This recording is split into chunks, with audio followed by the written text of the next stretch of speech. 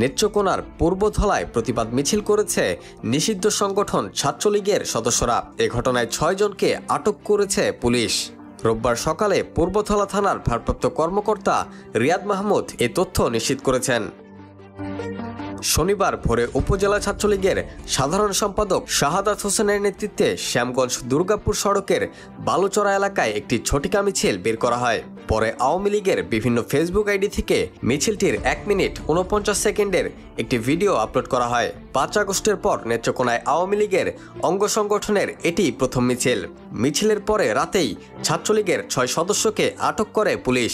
আটককৃতদের বিরুদ্ধে সন্ত্রাস দমন আইনে মামলা হয়েছে বলেও জানা যায়। তবে এখনও ধরাছোঁয়ার বাইরে থেকে গেছেন মিছিলে নেতৃত্ব দেওয়া শাহাদাত হোসেন। প্রত্যক্ষদর্শী সূত্রে জানা গেছে, শনিবার সকালের দিকে ছাত্রলীগের কয়েকজন সদস্য বিভিন্ন স্লোগানে মিছিল বের করে। এ সময় তাদের অধিকাংশই মাস্ক পরিহিত ছিল।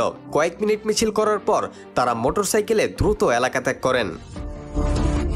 উল্লেখ্য, মিছিলে নেতৃত্ব দেওয়া শাহাদাত হোসেন নেত্রকোনা 5 আসনের সাবেক সংসদ সদস্য ও কেন্দ্রীয় আওয়ামী লীগের সাংগঠনিক সম্পাদক আহমদ হোসেনের ভাতিজা।